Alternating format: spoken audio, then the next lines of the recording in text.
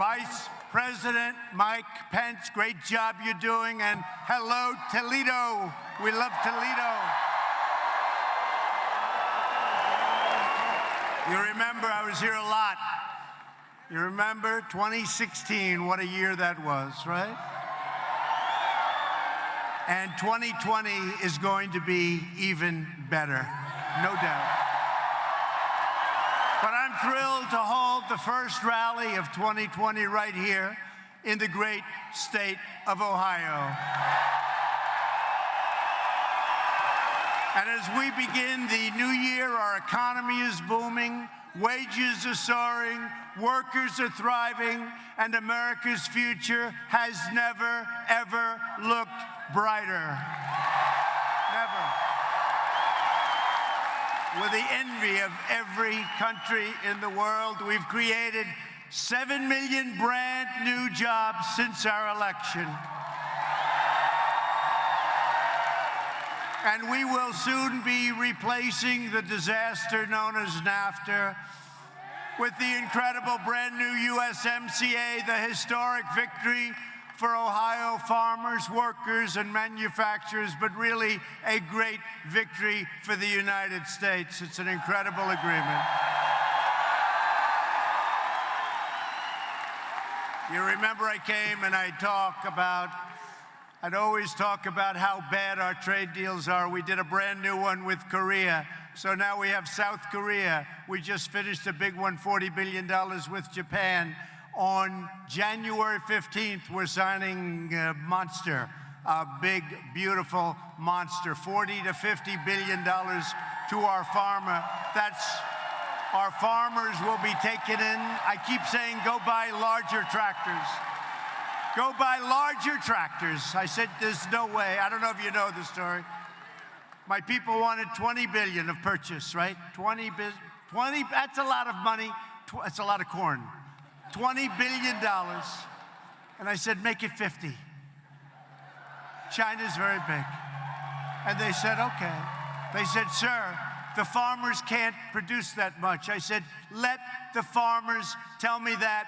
Tell them to go out, remember, and buy a bigger what? Tractor. Buy a bigger tractor. You'll produce it. So $40 to $50 billion of agricultural product, and the manufacturers and the car companies, and we brought a lot of car companies into Ohio, you know that. A lot of them are coming in. A lot of them have already been brought in. They're coming in from Japan. They're coming in from all over the world. This is where they want to be. They want to be in the United States. That's where the action is. They're all coming back. I used to go around talk about how everyone's leaving. They were all leaving. A lot of you are victims of that leaving. These companies would leave. They'd go to Mexico. They'd go to Canada. They'd close up. They'd buy from China. Now they're all coming back. New ones, old ones, they're all coming back, and many are coming right here to Ohio.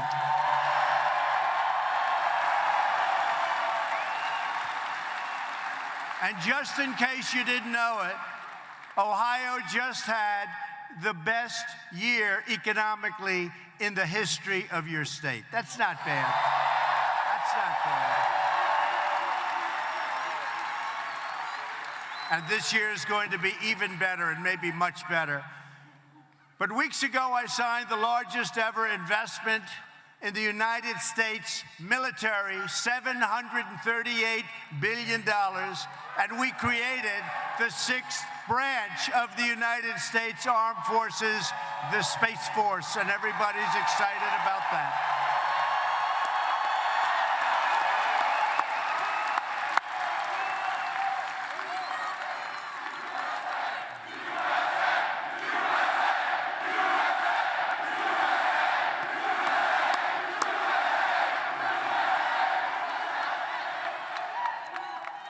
After years and years of devastating defense cuts, we have fully rebuilt the United States military. Some of it still coming in. We have everything. We've got new planes. We've got new rockets, new missiles. We've got new everything.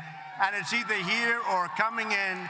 $2.5 trillion in new investments. Our military is now stronger and more powerful than ever before.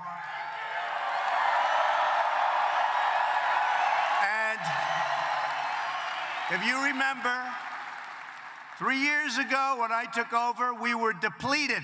Our military was totally depleted. And by the way, speaking of our military, have we taken care of our vets with choice? Choice. With choice.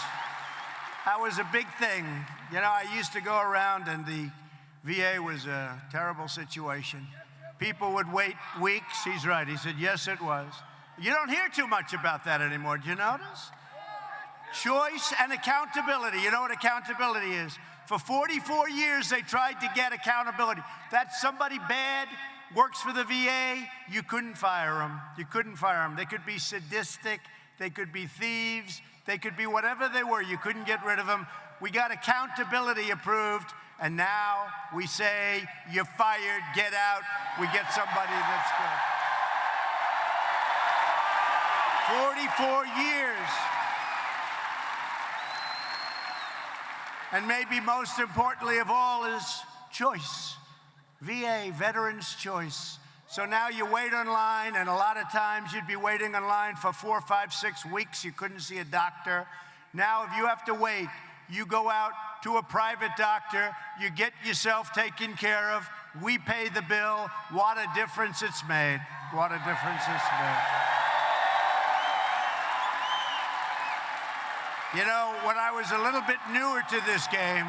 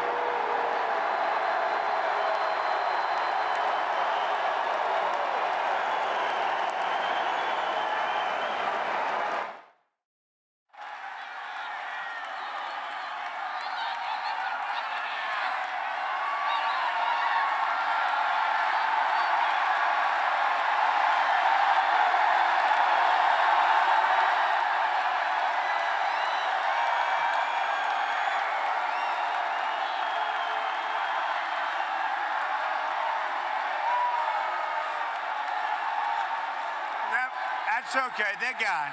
They're gone. They go home to mommy. Going home to mommy. They're going home to mommy. It's a beautiful sight. Thank you, security. Do we love law enforcement, by the way?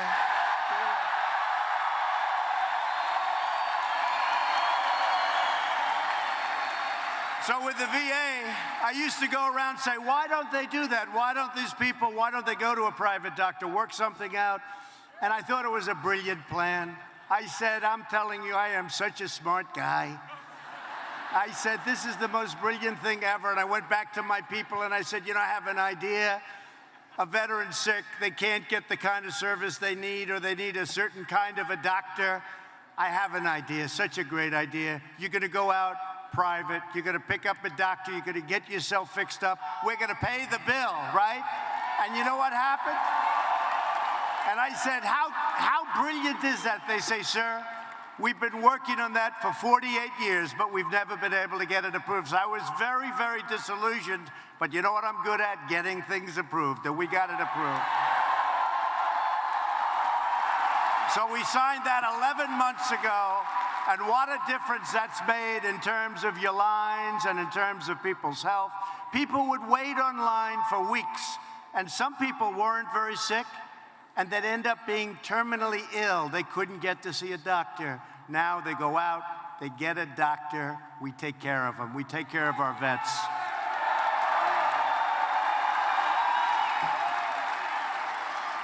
So we're using this great power not to pursue conflict, but to really preserve, and I mean in the truest sense of the word, preserve peace. We have this tremendous military, and you know what that is? That's really a great fighting force, but I hope we never have to use it. I really do. You saw an example. You saw an example of that a couple of days ago. So we seek friends, not enemies, but if you dare to threaten our citizens, you do so at your own grave peril.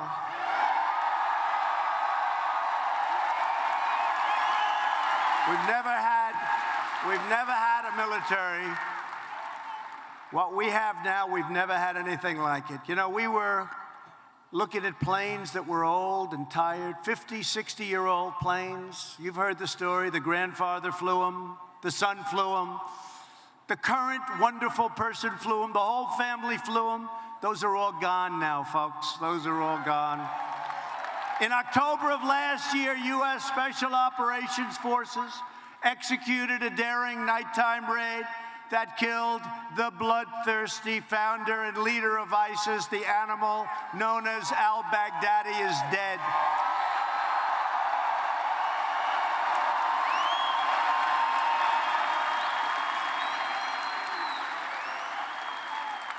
And the entire ISIS caliphate is destroyed, and his terrorist empire, and he was indeed a monster, has been totally demolished. We killed thousands and thousands of ISIS warriors, fighters, and we have thousands of them right now locked up where they should be. Nobody has ever done what we've done in 3 years. And I'll say this, when we took it over, it was a mess. We did it in a short period of time, but when we took it over, it was not good. And last week, the United States once again took the bold and decisive action to save American lives and deliver American justice. And you know what I'm talking about.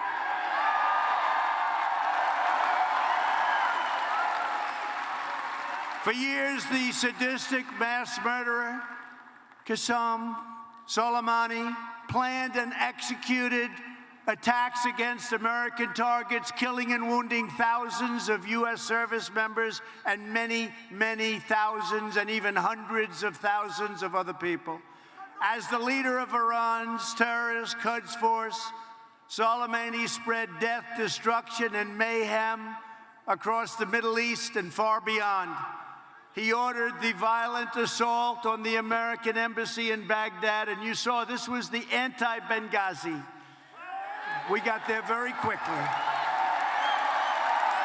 We got there very quickly. This is the exact opposite.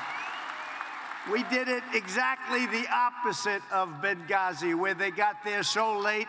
All they saw when they got there days later were burning embers from days before. That's all they saw. We got there very early. We saw what was happening. I saw what was happening. I said, what's that all about? And that was going to be another Benghazi. Had they broken through the final panels of glass, they were breaking it, breaking it.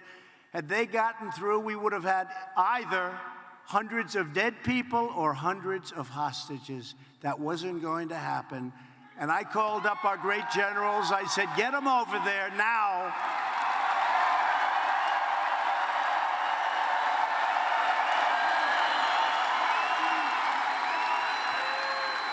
And one of our leaders, one of our really admired people, said, sir, we'll have them there tomorrow. I said, nope, get in the planes right now, have them there immediately, and they got there immediately. Fortunately. But he directed the recent rocket strikes that wounded 4 American service members, badly wounded, and killed an American citizen. That was just before we happened to hit him. Soleimani was actively planning new attacks, and he was looking very seriously at our embassies, and not just the embassy in Baghdad, But we stopped him, and we stopped him quickly, and we stopped him cold.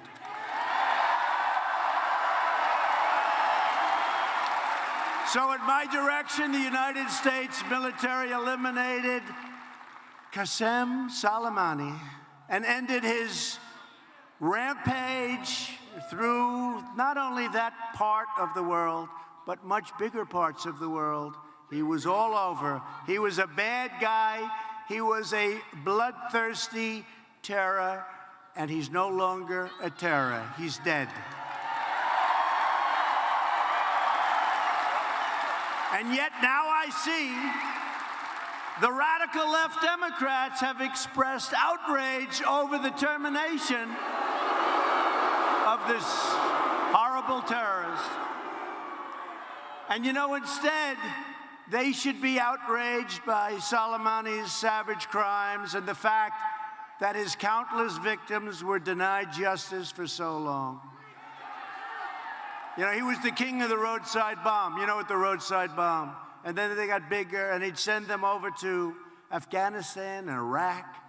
And when you see our friends and our great wounded warriors and our great warriors, when you see them without their legs or without an arm and with so much damage, it's most likely that he caused that damage because that's what he liked. He loved planting the roadside bomb. So now he's gone, and that's a good thing. Bernie Sanders, crazy Bernie,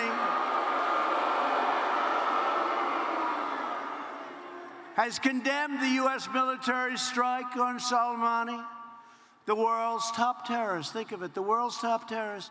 And we're having people like Nancy Pelosi. That's a real genius.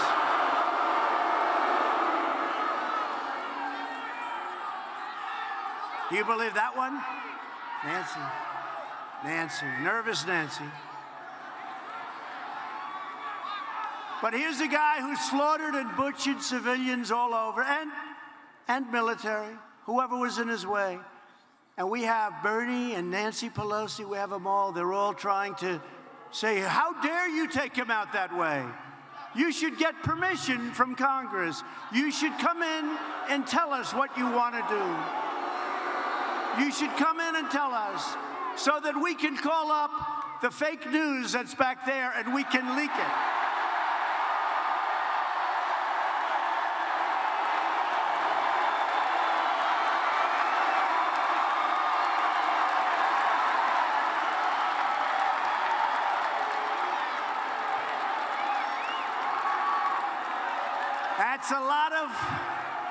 That's a lot of corruption back there, folks.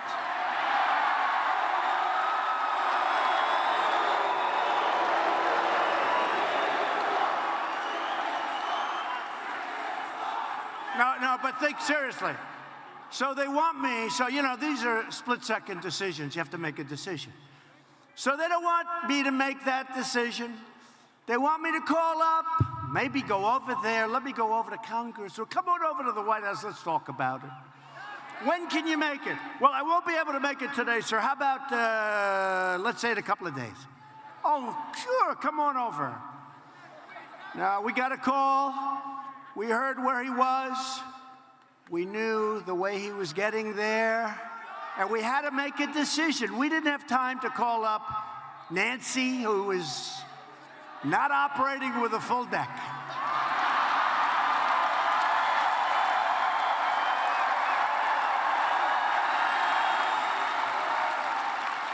Now they want us to call, can you imagine calling crooked Adam Schiff? He's so crooked. He's so crooked. Shifty Schiff. Say, gee, Adam, how you doing? Listen, we have the world's #1 terrorist, killed thousands and thousands of people. We'd like to set up a meeting so we can discuss his execution. Would you be willing to meet? Well, I won't be able to make it this week. Well, you know, he's traveling fast. We got him lined up, Adam.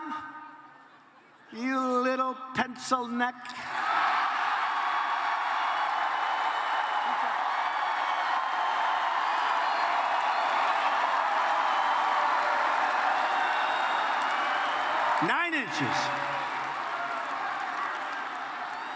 He buys the smallest shirt collar you can get, and it's loose. Now, come on, Adam. We got to meet faster, Adam. We got him lined up. We got to take this guy out. We're not going to have another shot at him maybe ever again. But I can't make it now because I'm trying to impeach Trump. I'm trying to impeach him. Even though he did nothing wrong. By the way, did you see I did nothing wrong? They don't even know what the hell is going on. In fact, it's so weak, she doesn't want to put in the articles. It's so weak. They're so pathetic. They're so pathetic. So they want us to call them. Now, Schiff is a big leaker. You know, he leaks to crazy CNN. See with the little red light on over.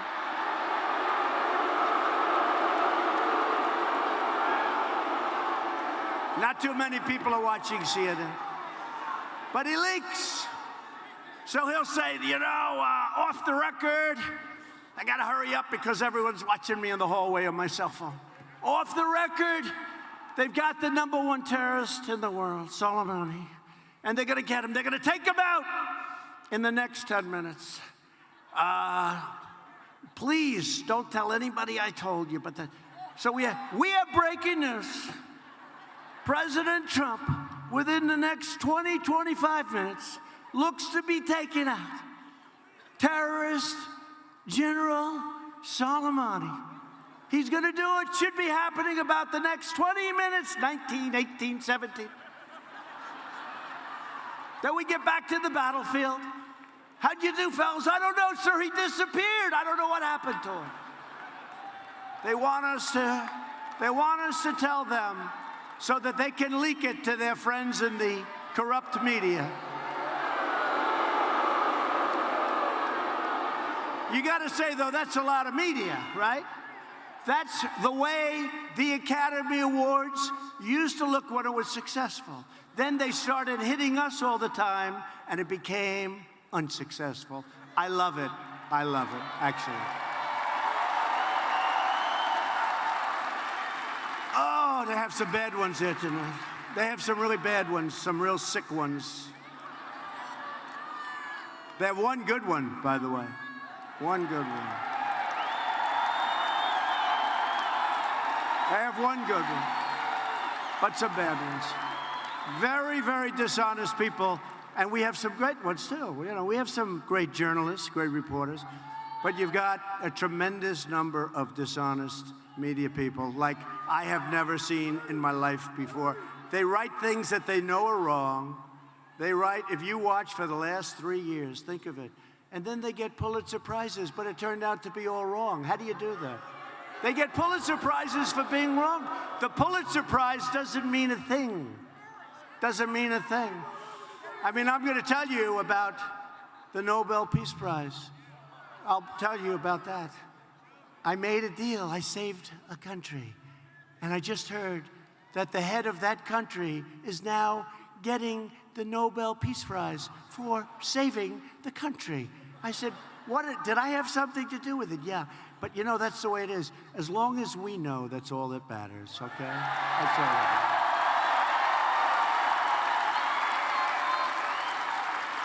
I saved a big war, saved a couple of them. But under my administration, we will never make excuses for America's enemies. We will never hesitate in defending American lives. And we will never stop working to defeat radical Islamic terrorism. Never. And nobody's done it like we've done it. And it's we. It's we. It's not me. It's we. It's a whole movement. There has, by the way, never been a movement like this. You know, outside, I don't know what this place holds, like 10, 11,000 people, right? Outside, you have thousands and thousands of people that want to get in. There's never been a movement like this. There's never been a movement like this. And I'll tell you, maybe I'm wrong, but this is bigger than it was in 2016 because in 2016 I said what we're going to do, but now I've completed more promises than I've made. I mean, I've actually completed more than I made. Right?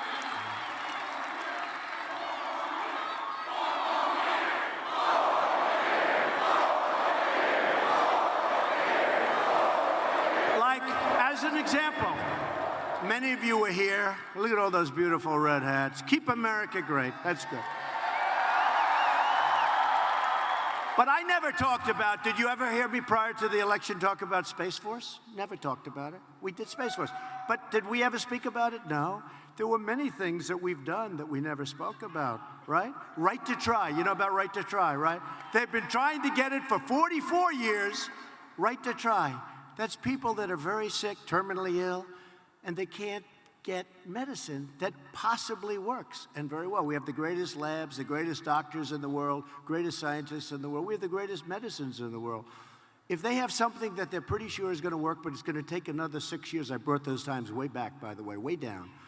But they would travel to Asia, they would travel to Europe, they would travel all over the world to try and get a cure, because we wouldn't sell them the medicine, because we didn't want to take a chance on making the people sick. I said, wait a minute, they're going to die. They're going to die. Well, sir, we can't take the liability. I said, then we'll drop a statement assessing all liability, taking all liability away from the country, away from the insurance companies, away from the healthcare companies, away from the doctors. And with the great help of a lot of incredible Republicans, and we had some Democrats help us, we passed right to try. And you have to see how this has worked. Many people are being saved. And you know, the drug companies didn't like it because they didn't want to take people that sick, because they didn't want it on their charts. I said, I understand that we won't include that. We'll have a separate list over here. They said, oh, would you do that? I said, yeah, I'll do that. I'll do that. But I didn't talk about right to try. I never said I was going to get that done, and we got it done. That was a tough one to get done. Sounds simple, it was tough. There's nothing easy in this country. You know, they said to me, a friend of mine the other day, who's the toughest country to deal with, President? He used to call me Donald. I've known this guy for a long time. I like to say 20 years, but it's much more than that. I just don't want to tell you how long. It's too long. And I say, call me Donald. You've always called me Donald. I can't. He calls me Mr. President. I've known this guy forever. He used to call me, hey, Don, let's go out to dinner. You know, before he'd go, hey, let's go out to dinner. Now he goes, Mr. President, sir, how are you? Right? How are you? But what we've done, and he called me, he said, what you've done, he's never seen anything like it. So many people are saying that. We are all together doing something, not only in terms of the election, not only in terms of what we're doing right now. Don't forget, it's a long way to the election. You know, we have, what, 10 months? That's a long way. This is my first stop of the year, first major stop of the year.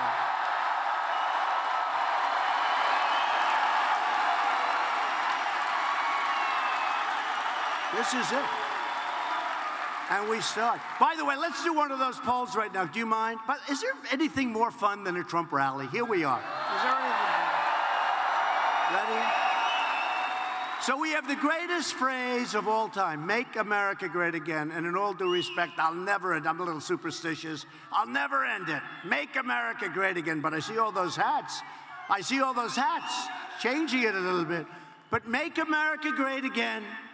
And I said, you know, today we just hit the highest stock price in the history of our country. So your 401ks are at records. Your stocks are great. But what it really means to me is jobs, more importantly than anything else. We have the best jobs, the best everything, right? But we just hit, so I can't really say, make America great again. Our military is rebuilt, $2.5 trillion. Our military is rebuilt. We're doing great numbers. Economically, our country's the strongest it's ever been. You have factories moving back into Ohio. You never saw anything like it, right? You had your best year. So when I say make America great again, what that sort of means is like, we didn't get there, but we did get there. So now I have a new theme. It's called Keep America Great. Keep America Great. Right? Now, I'm a very loyal person, and I am concerned about changing the theme, because Make America Great Again, I think it was the greatest political campaign in history. I mean, crooked Hillary spent 3 or 4 times more money than us, right? So crooked Hillary, you should lock her up, I'll tell you. Crooked Hillary spent 3 or 4 times more. So I want to be a little bit, I have to say, that was a great campaign. And I don't want to change it. I don't want to have this incredible 2016, then go with something, and if something ever happened, oh, this country will go to hell. Oh, I hate to see. You know the stocks I'm talking about, records? You'll have records this way. You're going to have records. Get used to it, because if that happened, you will see things happen that aren't good. But I have to now say, do I want to change the greatest theme in political history, Make America Great Again, with Keep America Great, right?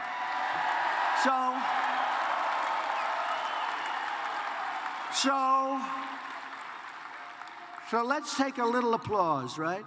We'll go, Make America Great Again, you clap if you want that. Then we go, Keep America Great, you clap if you like that. Okay, you ready?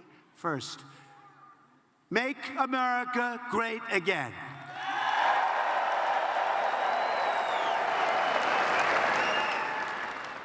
Ready? Keep America Great.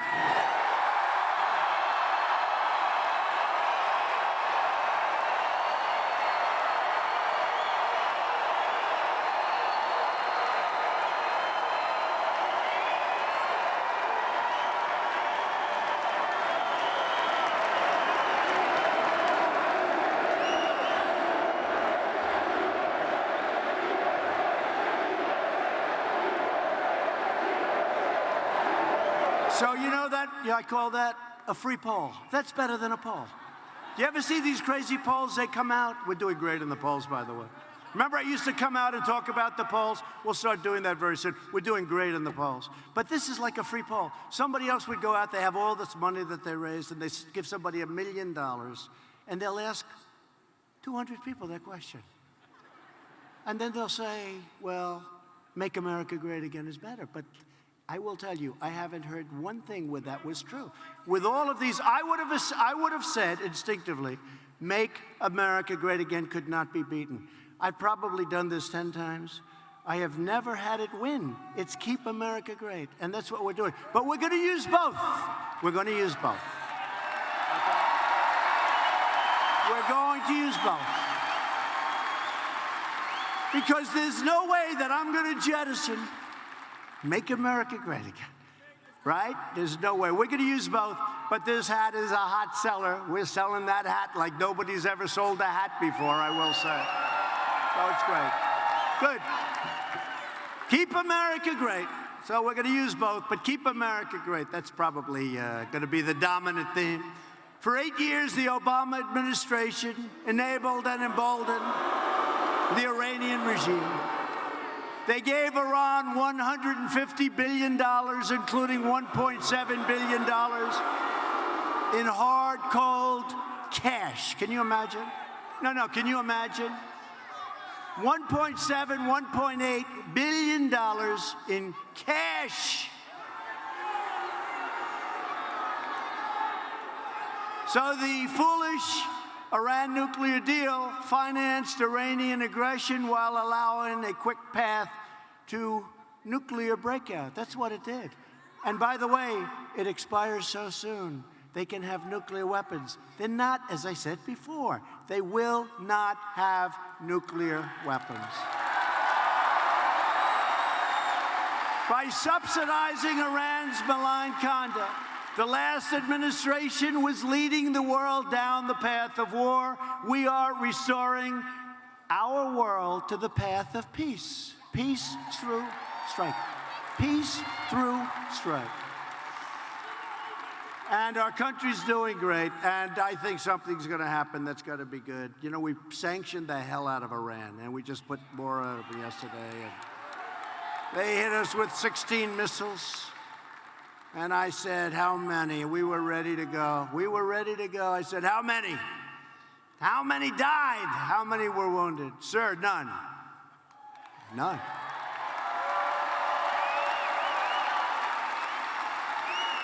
Pretty good warning system. None. How many were hurt? None, sir. So we didn't do anything. We were ready. We were ready. Not that I wanted to, but we were ready. You have no idea. A lot of people got very lucky. We're thrilled to be joined tonight by many great Republican leaders. A man who's helped me right from the beginning, a very special guy, Representative Bill Johnson. Bill, where's Bill? Thank you, Bill. Thank you, Bill. Great job. Great job. And his fellow friends, Jim Jordan. Do we like Jim?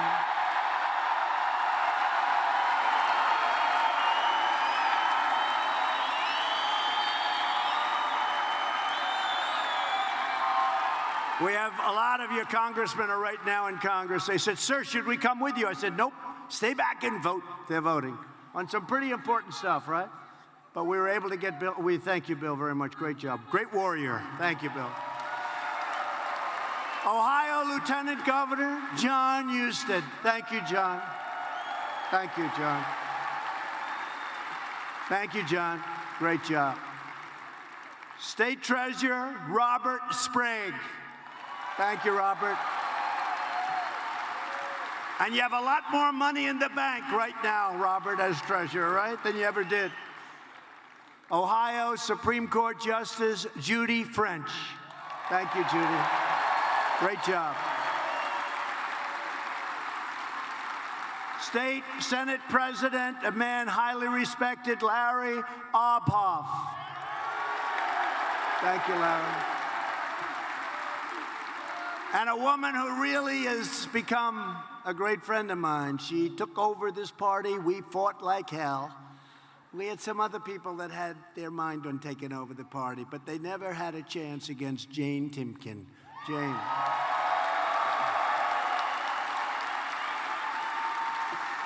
And the man who was in charge of my campaign in Ohio, I had a choice of 5 people.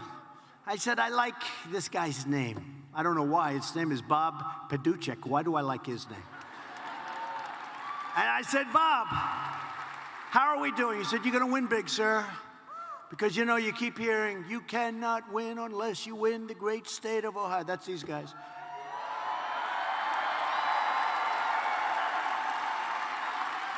And once I was leading Ohio by a lot in the poll, they never said that anymore. It's terrible. They were saying it when they thought I wasn't going to win, but we were ahead right from the beginning. But Bob was incredible. He did a fantastic job. And Bob, I'd call him up. I'd say, Bob, we don't have the governor. We don't have the head of the Republican Party. You know, it's a minor problem. You're running as a Republican. And he punked out on us, right? This guy. We don't have any. He said, sir, you have the people. I said, well, what happens? Oh, cool. He was cool. I said, so Bob, let me ask you just out of curiosity. I don't have these people. The leaders are not with us. Is that good or bad? He said, sir, it's great. You just went up 3 points. You believe this? By not having. And he said, don't worry, sir, you're going to win. And we won by a lot. And now I understand we're up by a lot more than we ever thought possible. But Bob was fantastic. Thank you, Bob. And thanks to Republican leadership, we're up. Can you believe this? I have a 95% approval rating. Can you believe it? And you know who second is? We do. You know who second is? Ronald Reagan at 87%. Ronald Reagan's good. And then one of these characters back there, they put me in a contest with the late, great Abraham Lincoln, right? So who do you like better, Trump or Abraham Lincoln? I said, Abraham Lincoln.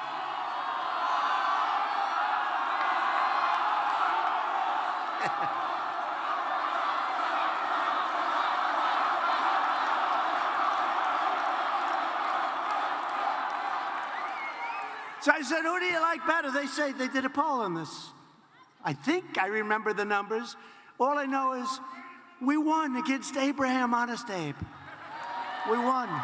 53-47. You believe that? Abraham Lincoln. I went back to the First Lady. I said, First Lady, I just beat Abraham Lincoln in a poll. I don't know if they had polls back there. But Abraham Lincoln, I always say I can be more presidential than any candidate that ever ran, than any president. other than maybe Abraham Lincoln when he's wearing his hat. But I like Abe Lincoln, but we're doing well. We have a lot of support. You know why? Because our country is doing so well. Our country is doing so well. And when we went out, we started and we went right to the top of the polls. It wasn't like these folks today. They're 2%, 3%, but they're climbing. We went right to the top from day one. We never missed center stage in the debates. Remember those great debates?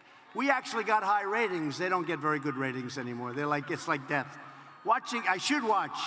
You know, I'm supposed to watch. It's like my job. Try and watch. Watch the competition. But it's like watching death. It's death. Those debates are boring. They're boring. You got to sit through those things for 2 or 3 hours. You got to really be committed to the country to do that. I mean, you have some real beauties. You see what Pocahontas is slipping badly? And Bernie is going up. He's surging. Bernie is crazy, Bernie. He's surging. And Biden doesn't know the difference between Iran and Iraq. He's gotten it wrong 4 times.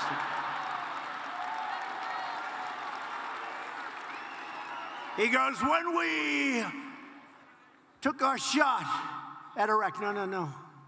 They're all saying, no, no, they're screaming. It's Iran, Iran. What? What? And his son, right? Where's Hunter? Where is Hunter? No, I went to one of them. I said, we have to have Where's Hunter as a witness. They said, what do you mean, Where's Hunter? I said, that's his first name. I have now made his first name Where's.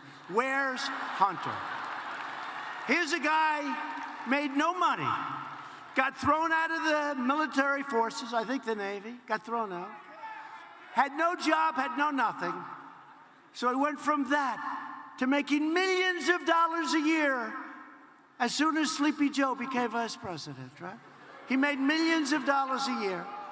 Would anybody in this room do that for millions of dollars? I would. We all would. He made millions and millions of dollars a year. Ukraine took care of him. How about China?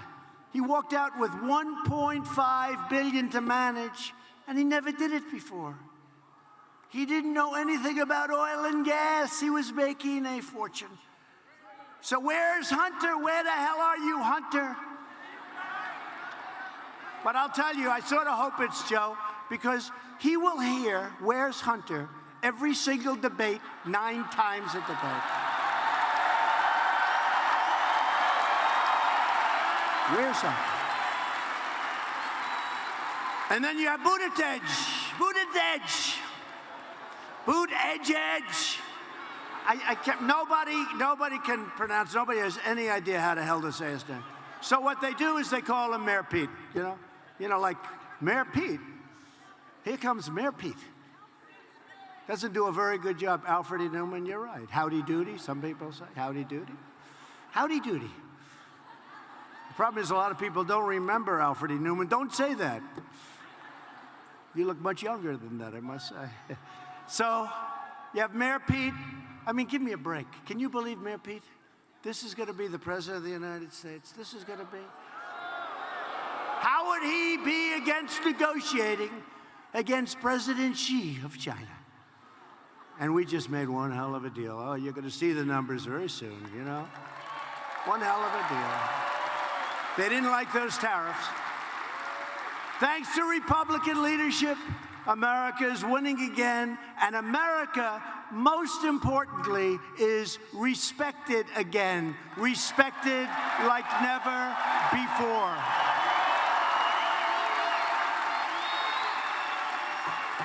And you know, for years, NATO has taken advantage of the United States. We protect Europe from Russia. And the numbers have been going down for many, many years, 15 years, 18 years. The numbers are like a roller coaster down. And I went over and I said, folks, you got to pay your bills. You're delinquent. You know, you're delinquent. And then they don't like me. They say, we like Obama better. They should like Obama better. Obama would go in and say, thank you very much for coming. Appreciate it. Bye-bye. I'm going back to Washington. I'm going back. I'll be violating the carbon footprint I'm going to Hawaii to play golf. I drive to play a round of golf, and of course, it doesn't even cost them anything. He flies to Hawaii, nobody cares. If I drive 20 minutes, it's like Donald Trump is playing golf today. He violates the carbon footprint. But just think of it. Think of where we've come. Think of where we've come. A great congressman from Tennessee, it's a great state. They have early voting, very early voting, probably the earliest. And he said, I don't know, I just left Tennessee. This was in November. This was the election, 2016. He said, I just left this incredible state of mine. I love that state. Sir, we've seen lines of people that didn't vote before because they never were inspired to vote. And these are people that never voted. And they had hats on Trump. They have pins on Trump, Trump, Trump pants, Trump. They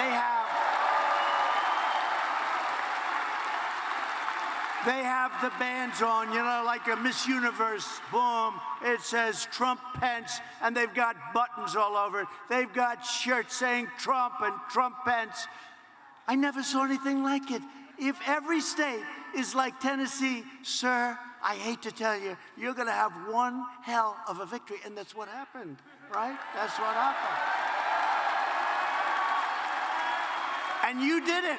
You did it. And I think we're going to have bigger numbers, even bigger numbers, because I'll tell you what, we're a long way from the election. I think the crowds today are bigger than they were the day before the election last time. I really do.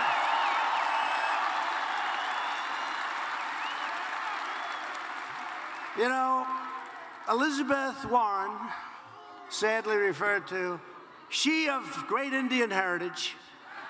Remember I used to say, I have more Indian blood in me than she has, and I have none. I turned out to be right.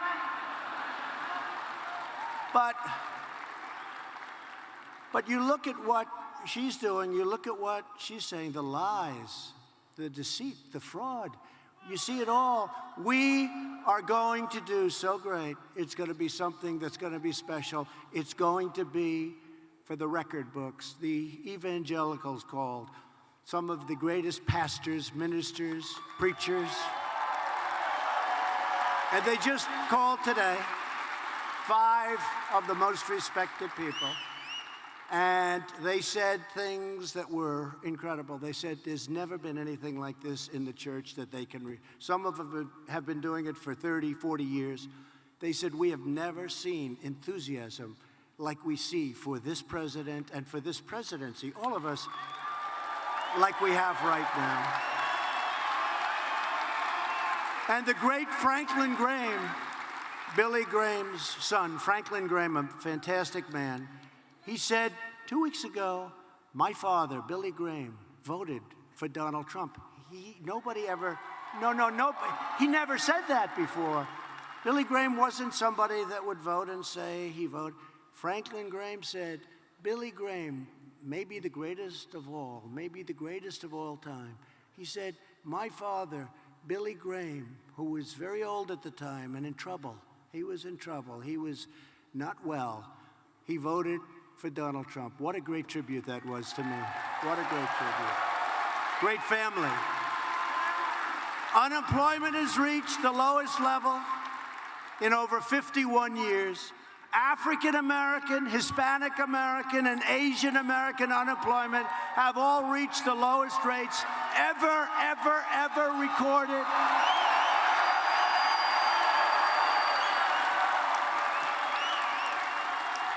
Wages are rising fast. They're going up very fast. And the biggest percentage increase, makes me happy, are for blue-collar workers. 40 million, think of this. 40 million American families are now benefiting from the Republican child tax credit, each receiving an average of over $2,200 a year. Now, America lost, this is hard to believe, because if you think, how could it possibly be true? But this is what happened. Probably it's the reason, number one reason I'm running. America lost 60,000 factories under the previous administration. 60,000. You wouldn't believe that's possible, but I know it's true because I've said it 50 times, and the fakers back there, they've never corrected me. No, it's true. No, it's true. If I was slightly off, if I was off by 2 factories, there'd be a headline, Donald Trump told a fib. Donald Trump gets to be a Pinocchio again. No, think of it. 60,000 factories, plants and factories closed. They went to Mexico. They went to China. The 60,000, it's not even, take a look at a map and put 60,000 little tacks. I mean, you wouldn't believe it could be that many, but it is. It's 60,000 closed, gone. They're all coming back. They're all coming back. And right now, just in a very short period of time, we've added 12,000 brand new factories, and many more are coming in. And one of the reasons they're coming in is we've eliminated a record number of job-killing regulations, saving the average American household $3,000 a year, and total income gains for median households will reach over, ready, $10,000 a family. $10,000. Now, under the Bush administration, the $10,000, that includes what we've done in terms of medium income. I'm adding in there the tax cuts, which are tremendous, $2,400. And I'm adding regulation cuts. I'm adding the whole package, over $10,000. Now, under President Bush, it was $450. Under Barack Hussein Obama, it was $975. Under President Donald J. Trump, it's $10,000 in 3 years. 2 years. Right? In 3 years. Don't forget, President Bush, 8 years, $450. President Obama, 8 years, $975. President Trump, 3 years, not even, but 3 years, $10,000. And we're going up. We ended the last administration's war on American energy, and we ended the war on clean, beautiful coal. It's being shipped to Vietnam. It's being shipped all over the world. While every Democrat running for president wants to shut down our coal mines, we are putting our miners back to work. Dig we must. Clean coal. What they do with coal today is incredible. Clean coal. And with the help of energy workers right here in Ohio, the United States is now the #1 producer of oil and natural gas anywhere in the world by far. #1. We weren't #1. Every top Democrat candidate has pledged to eliminate American production of oil and natural gas. How does that work, by the way? You know, there's a state known as Texas, and I won Texas by a lot, just like I won Ohio by a lot. How would you like to go into Texas and say, by the way, we don't want your oil or natural gas anymore?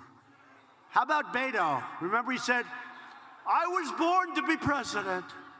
Anybody that says that, I said, that's the end of his career. Remember he had the cover of the magazine, I won't mention the magazine, Sleazebag magazine. He was born to be president, and right after that, he came tumbling down. But he's from Texas, so he was against religion, he was against oil, and he was against guns. Abraham Lincoln could not win in Texas with that platform. That's not a good platform. It's not a good platform, but you have people that want to shut down the oil industry. And if you do that, you're going to shut down half of your business. It's really more than that. And the rest of them are not going to be able to pay because the cost of this energy would be so expensive. So we have all forms of energy. We have every form of energy, and we are doing great. But they want to cripple your state's economy. But the voters of Ohio will never let that happen. Never going to let it happen.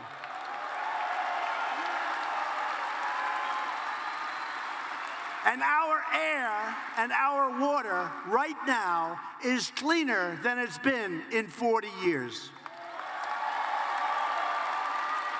And sadly, I can't say historic because, you know, a couple of 100 years ago, there was nobody here, right? So I assume that 200-300 years ago it was cleaner, probably. You never know. But our water and our air is as clean as it's ever been. And I took us out of that horrible Paris Accord. I always say, how you doing with the Paris Accord? Don't ask. Saved trillions and trillions of dollars. That was put in there to hurt us, in my opinion. It was put in there to hurt us. We were paying money to India. We were paying money to China. China's didn't kick in till 2030. We kicked in immediately. We had to pay money. Russia kicked in let's see, they kicked in before. They were 1996. That was a very dirty period of air. So they didn't have, we kick in now, and that it's just unacceptable. We would have spent trillions and trillions of dollars. We would have had to close up, I think, at least 25 to 30% of our businesses. Who the hell would make a deal like that, right? Who would make a deal like that? No, how unfair. You look at Russia, you look at China, you look at India, they all got these massive breaks. We got no breaks, and we're paying money. And I say sometimes to France, how are the yellow vests working out? Because they don't like raising their taxes and sending the money to faraway places that they never heard of. So we are in good shape. It took a certain amount of courage to do that. I said, I'm going to get killed on this one. And you know what? I did it, and I was applauded, because the people get it. The people know what we're doing, and they're tired of being ripped off by the rest of the world. They're tired of being ripped off by the rest of the world.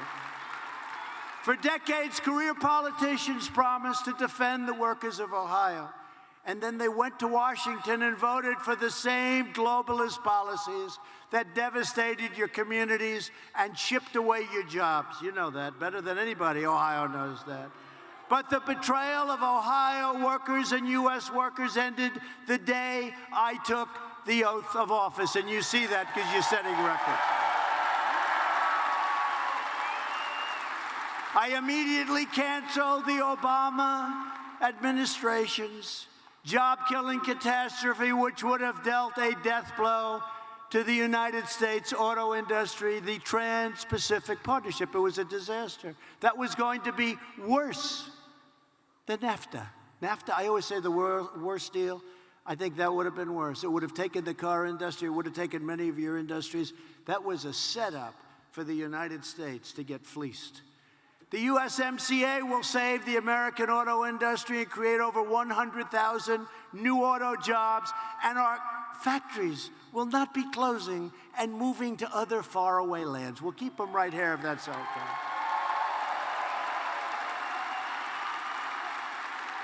And that's going to include, because we take care of our great auto workers of Toledo, the home of Jeep. How good is Jeep? And I've taken the toughest ever action against China's chronic trade abuses, including tariffs on $370 billion worth of Chinese-made goods, bringing billions and billions of dollars into our treasury. And I gave some of that money because they were targeted to our farmers, and our farmers did just fine. And now the deal is done, and the other deals are done, and the farmers are doing very well. We love our farmers. And they never complained. They never complained. You know, when they'd go, the fake news back there, they'd go and they'd talk to the farmers. What do you think of President Trump? China is deciding not to buy anymore. And this, he said, you know what the farmers would say? We're going to have to suffer for a while, because China and these other nations have been ripping us off for years. The president is right, and we're with the president. How great are they? How great are they? But our strong action paid off, and we'll sign that terrific and fully enforceable Phase 1 trade deal with China. And again, we're keeping the tariffs on, because we'll use that for another one. We are taking billions. Remember what I said? We're not paying for it. because China devalued their currency, and they put a lot of money into the pot. We're not paying for it. And now they're starting to say, I guess he was right. And our trade deficit, as a result, has really come substantially down. It was just in the papers today. The trade deficit has come down. As a result of our actions, steel mills all across Ohio, you know this better than I do, are roaring back to life. JSW Steel is investing $500 million in Mingo Junction. Republic Steel is reopening the Lorraine mill that they idled in 2016. Charter Steel is building a $150 million mill in Cuyahoga Heights, and Nucor is investing $85 million at a facility in Marion, Ohio. Think of that. Think of that. The steel industry was dead, and now it's vibrant. All told, American steel companies are currently making $13 billion worth of new investments all across our nation. Think of that. They weren't investing 10 cents. The industry was dead. Now it's vibrant. After years of rebuilding other nations, we are finally rebuilding our nation. We are finally putting America first.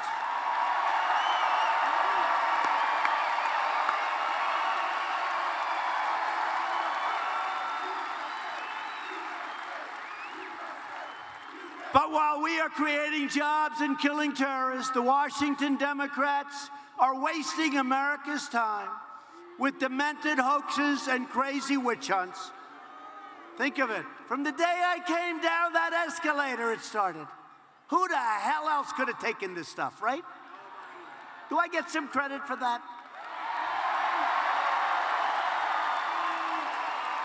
Most guys would have been in a corner with their thumb in their mouth, saying, Mommy, Mommy, take me home. These are bad people. The Democrat politicians we're fighting today are the same ones who took a sledgehammer to Ohio jobs and factories. They destroyed your factories, they destroyed your jobs. But they're losing, and we're winning, and America's comeback continues full speed ahead.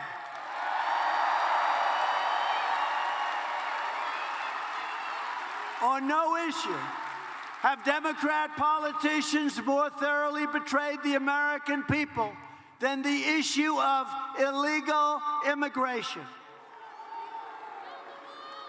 Far-left radical politicians support deadly sanctuary cities, demonstrating their contempt, scorn, and disdain for everyday Americans and the American family.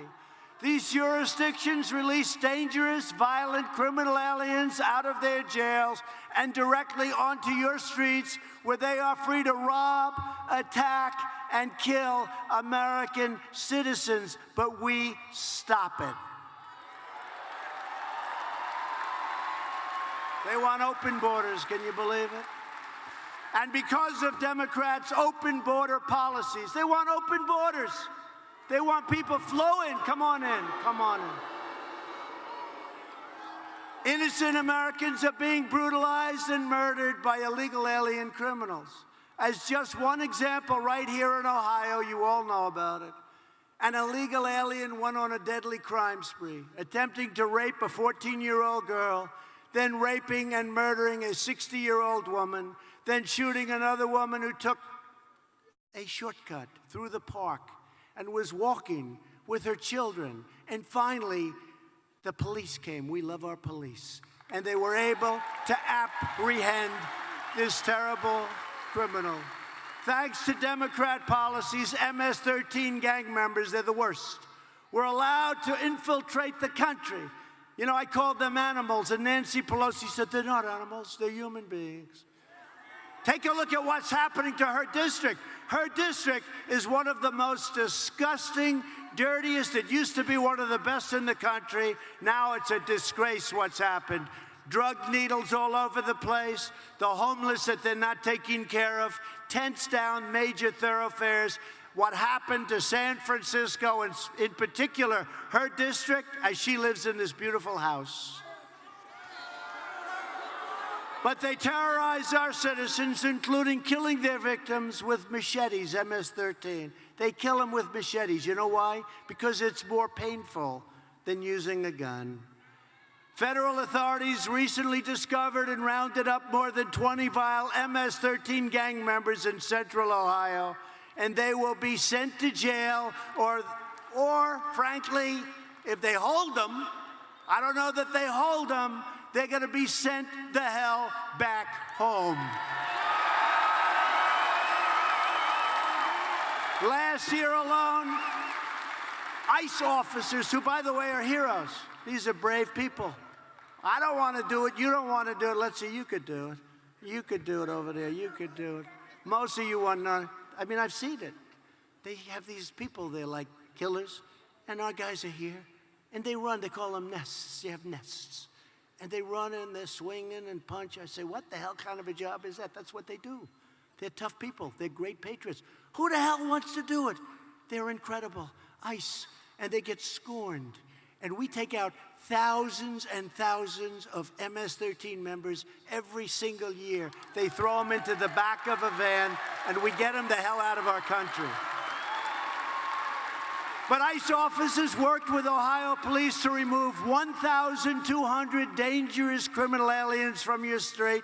And, you know, all your streets. You see the difference now between what it is now? Do we have a problem over there? Go ahead. Take your time. Take your time. Good. Thank you. Great job. Thank you. Don't forget, these people here, unlike you up there, these people have been waiting for 3 days. So they're going to be, I don't know. You know what? If I had to wait 3 days, I think I like your seat better, okay? I like your seat better. But Democrats stand for crime, corruption, and chaos. Republicans stand for law, order, and justice. That's really the way it is. We side with law enforcement, with law-abiding Americans, not law-breaking criminal aliens. We are removing these illegal criminals and gang members from our country by the thousands. We are sending them home, and we will not let them back in. And I have to tell you, a lot of things are happening. You're going to hear about it in 2 seconds. Thanks to our tireless efforts to secure the border, illegal crossings are down 75% since May. We have ended catch and release. Catch and release. You know what catch and release is? We catch them. We take down their name and we release them. What kind of crap is that? These are the policies that we inherited. You catch somebody, you take their name, say, please come back in 3 years, right? And we release them into our country. And if you don't do that, everybody gets sued. Can you believe this? We have ended catch and release. The other one, beauty. How about the lottery? It's called Visa Lottery. How about this? They put their hand. These people are going to America. Boom. And I will not use names because I'll be accused of something if I do. But from Honduras, Guatemala, El Salvador, we have, he's goes poor. Only in Ohio could that happen. Who is the man that did that book? Who is that guy? So anyway, but in Honduras and Guatemala, they have like this lottery.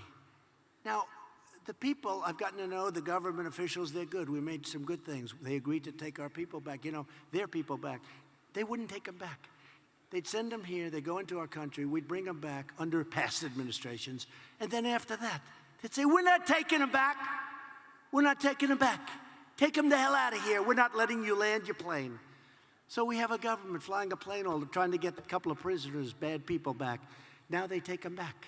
You know why? Because I said, look, if you don't take them back, we're going to put tariffs on every single thing that you sell. Now they say, we would love to take them back. We would love to take them back. We'll take them back gladly, sir. No, they couldn't get them back. We'd take over these absolute thugs, these gang members, and would bring them back, and they wouldn't accept them. We couldn't land the plane. We couldn't get anything through the border. It comes through the border this way, but not that way. But now they take it back. They've been great, actually. They've been really good. Now, we paid them a lot of money. We paid them $500 million a year. Can you believe we paid them $500 million, the three of them, El Salvador included. And I said, look, we're not going to pay you any money anymore because you're not treating us right. And they've been great. They've been great. They take them back. How many would you like us to take? We'll take as many as you want. And here's the big thing. Ready? You read it today in the newspapers. In the Fifth Circuit Court of Appeals, we won the big, big, beautiful lawsuit where they were all suing us. The wall is being built. We've built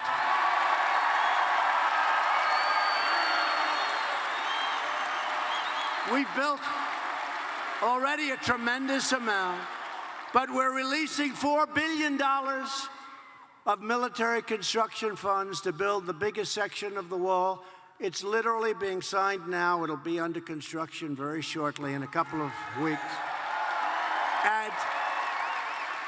And we've already built over 100 miles of wall. How about that? 100 miles. And by the end of next year, we're going to have a lot of the wall built, and it's already having a big impact. How about the Democrats? Walls don't work. We want technology. I said, what are you going to do? They want drones. Oh, good. When people are rushing the caravans, when they're rushing, having a drone flying around is not going to help you too much, okay? Nothing like this. Well, you know, 5 years ago, the Democrats all wanted the wall. They just could never get it built. They didn't know how the hell to build it. I do. So we built 100 miles. I think probably more than that now. We have a lot under contract, but we won our big case. I woke up. They said, sir, we have good news. They overturned a horrible decision from the lower court. You can now fund the rest of the wall. I said, thank you very much. Thank you. Fifth Circuit Court of Appeals. But they want to have open borders. They want to have sanctuary cities. The radical Democrats have never been more extreme than they are right now. They are stone cold crazy. You know, it's interesting, as I'm saying this stuff, you know, they want crime, they want chaos. I'm saying all this stuff, and then I say, gee, now I sort of understand why they hate me, right? But it's true, it's true. Their policies are a disaster. They're bad politicians, and they have horrible policies. But what they do, they stick together, and they're vicious. They're vicious, horrible people. I didn't used to say that. They're horrible people. What they do to people is a disgrace, but they stick together. Now, the Republicans, thank you very much, the Republicans, my man, the Republicans, we were 196-0 in the House, and I have a feeling the Senate's going to be great also. 196-0, and we took in 3 Democrats. And Congressman Van Drew left their party and joined our party. So we've done things that nobody's ever done before. But the Democrats are taking their cues from socialists, Bernie Sanders and that group. Omar, AOC. Tlaib, isn't she a nice woman? Tlaib. Tlaib. Boy, what a group. But they're the leaders of the party. They're really, in my opinion, the leaders. That's what happened. That's how they got into this impeachment hoax. The leaders of the party are this AOC, Tlaib, and Omar. And Pelosi meets them, and she shakes and quivers, and she's very scared. But you know who the leader of your party is? All of you. You're the leader of your party. But the Democrats are pushing a socialist takeover of health care that would strip 180 million Americans of their private insurance plans and massively raise taxes on the middle class. A lot of you have private insurance plans that you love. They're going to take them away from you. But see, I don't like doing this too soon. I did it with Pocahontas. I came up with this great name. I came up with a lot of different stuff. I said she was a total fraud, and everybody believed me, and she went down. Then she started coming out, then she went down. It doesn't help me to do it a year and a half before the election. That's why, like with the Green New Deal, okay, I want to say, great things about it, okay? I don't want to knock it and then they say, we're not going to use that. I like it when they say, no longer can you fly airplanes, no longer can you have any cows in the pasture, right? No longer can we do anything. We can't do anything anymore. No, the Green New Deal, I love it. I think it's great. It should be debated. It should be debated. So what we're going to do, very seriously, we're going to not talk badly about them. We're going to say, the Greens, they asked me about it the other day. A gentleman just asked me about it backstage. I said, no, it's something that has to be considered. Then about 2 weeks before the election, I'll let you know the facts. Because this doesn't matter. We're too far ahead of the election. The Green New Deal, that's a beauty. You know, it's amazing, though. I see this congressman that's been there. He has white hair, beautiful white hair. Nope, it's not you. And he's with AOC. And he's saying, yes, we have to go with the Green New Deal. And I'm saying, is this guy for real? I don't know if he believes it. He's been around for 20 years in Congress. I've seen him. I know him a little bit. And he's acting like he actually believes it. But we're going to just take our time, and we're going to relax. And about 3, 4, you're going to join some rallies about a month before. You're going to hear the real facts. But I'm tired of talking them out of things 10 months before the election. Bernie Sanders' health care plan would cost over $32 trillion a year. That's more money than we make in 5 years. That's more money than we'll ever make. He is indeed crazy. No, he's... Oh, let me take that back. No, it's a great plan that we have to consider strongly. We have to consider his plan strongly. Now, see, I'll tell you what the fake news will do. They'll take my last words. It's a great plan. We have to consider it strongly. They'll cut everything out in the front, and they'll say, Donald Trump is in favor of Bernie Sanders' Green New Deal. They can do more with the tape than they can do with a newspaper. No, they'll do that. You'll see it somewhere. You'll see it on. Trump supports his plan. They are sick. Republicans will defend middle-class taxpayers and the right to keep the doctor of your choice. We will protect patients with pre-existing conditions, and we will protect your pre-existing physician. You'll have your physician. Virtually every top Democrat also now supports late-term abortion, ripping babies straight from the mother's womb, right up until the moment of birth. That is why I've asked Congress to prohibit late-term abortion, because Republicans believe that every child is a sacred gift from God.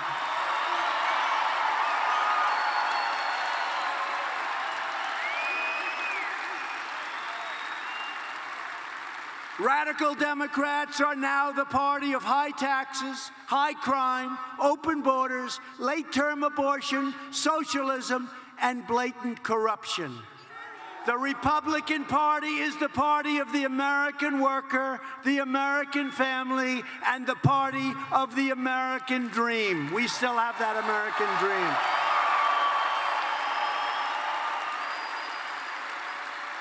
As of today, we've appointed 187 federal judges to interpret the Constitution as written.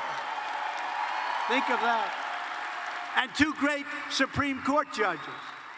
Think of that, 187 federal and Court of Appeals judges. Think of that. Thank you, President Obama. He gave us 142 judges. Thank you. Thank you very much, President Obama. We have a record. It's a record, and we will appoint many more. But first day, I had 142 judges. 142. I said, how many do we have? Sir, you have 142. I said, you got to be kidding. I thought it'd say maybe none, maybe 1, but certainly no more than 1. They're like gold. They said, no, sir, you have 142. I said, you got to be kidding. How did this happen? President Obama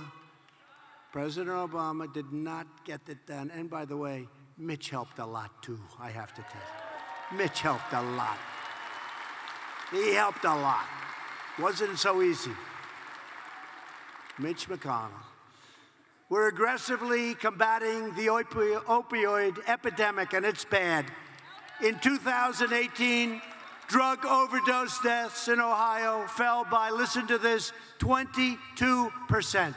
It's not good enough, but 22. Opioid. And as we continue rebuilding our military, we have restarted the legendary Army tank factory in Lima. And we've authorized 441 new Stryker fighting combat vehicles and 453 new Abrams tanks to be built in the Buckeye State. That's a lot of tanks. So wait, just a quick story then. Okay, I'm proud of this. So they have this Army tank plant, right, in Lima. And I said, what's going on? They're closing it. I said, oh, they are? Well, you know, they're closing everything. When I came in, they wanted to close everything.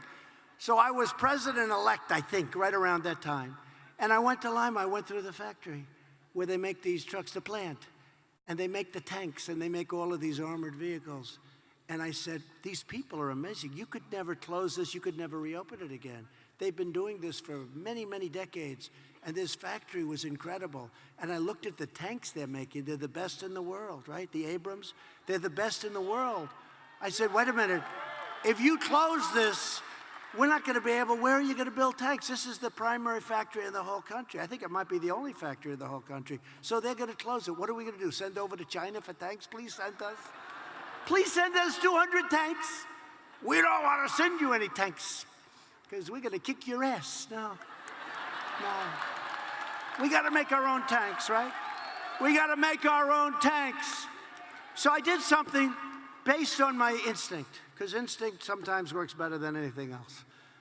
Based on my instinct, I said, you can't close this plant. I went through that plant. I spent 2-3 hours talking to the people that work there. I looked at some of that hydraulic, and I love the whole thing, the world of tractors and all of that stuff. I know a lot about it. And I looked at the carvings, I looked at the metal, I looked at how perfect everything was, the turrets, the round, how perfect it fit. They put it on, it would fit like within 1/100th of an inch. And I said, you're not going to be able to do this anyplace else. I said, and we're going to be expanding our military. We're going to be rebuilding. Who the hell's going to make our tanks if you close it? I said, keep it open. It was all closed. Anybody from Lima? Is that a true story? All right? Right? It was closed. They announced it was closed. It was all set to close. I said, you can't close this plant. And now look, the numbers I just gave you. We're making almost 500 tanks. You could have never reopened a place like that. It's incredible. And you could have never gotten those workers. They are really skilled people. And if you did, it would have cost you billions and billions of dollars to do it. It wouldn't have been as good as what you have. So that was something I did that I'm very proud of, because I really overrode a lot of talented people that wanted to close it. I recognized Israel's true capital and opened the American embassy in Jerusalem. And we further recognized Israeli sovereignty over the Golan Heights, 52 years. For years you watched as your politicians apologized for America. Now you have a president who is standing up for America, and we are standing up for the great people of Ohio. Great. At stake in our present battle is the survival of the American nation. If you want your children to inherit the blessings that generations of Americans have fought and died for and fought so hard to secure, then we must devote everything we have toward victory in 2020. We have to win. You know, we have to win. Because all of these things that we've done can be undone. And you can have a country that goes to hell very, very fast. Very, very fast. Only this way can we save the America that we love and drain the Washington swamp once and for all. And I have seen that dirty, rotten swamp better than anybody else in America. A lot of crooked people. Disgusting, crooked people. With your help, we will lift millions more of our citizens from welfare to work, dependence to independence, and poverty to prosperity. Together, we will elect a Republican Congress to create a fair, safe, sane, and lawful system of immigration. We will enact trade deals that result in more products proudly stamped with that beautiful phrase, "Made in the USA." We will achieve new breakthroughs in science and medicine, finding new cures for childhood cancer, and ending the AIDS epidemic in America. Nobody knew that. Could have been done long before I got here. They had the technology. But we're ending the AIDS epidemic in America within 10 years. Isn't that amazing? Who would have thought that's possible? Who would have thought that's possible? We will defend privacy, free speech, religious liberty, and the right to keep and bear arms.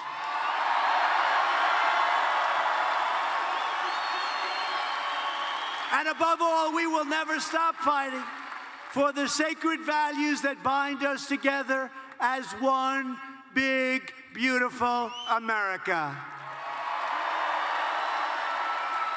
We support, protect, and defend the Constitution of the United States. We stand with the incredible heroes of law enforcement. We believe in the dignity of work and the sanctity of life. We believe that faith and family, not government and bureaucracy, are the true American way. We believe that children should be taught to love our country, honor our history, and to always respect our great American flag.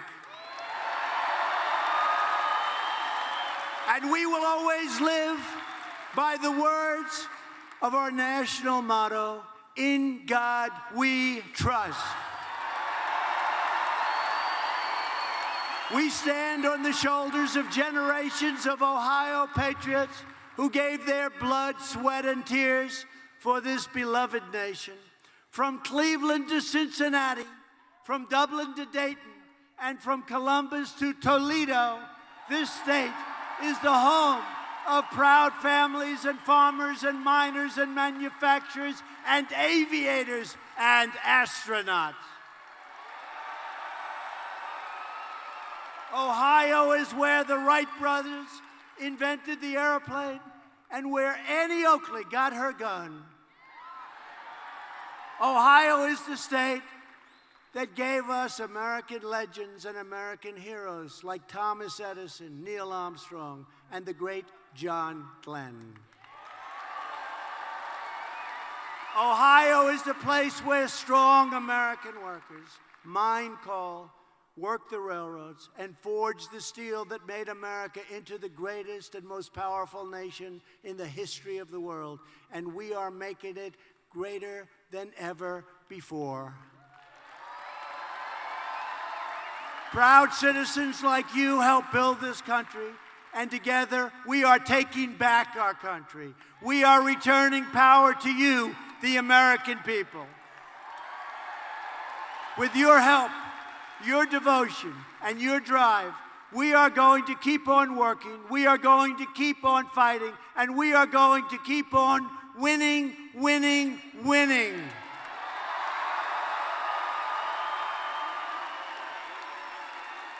We are one movement, one people, one family, and one glorious nation under God. America is thriving like never before. And ladies and gentlemen of Ohio, the best is yet to come. Because together, we will make America wealthy again. We will make America strong again. We will make America proud again. We will make America safe again. And we will make America great again. Thank you, Toledo. Thank you.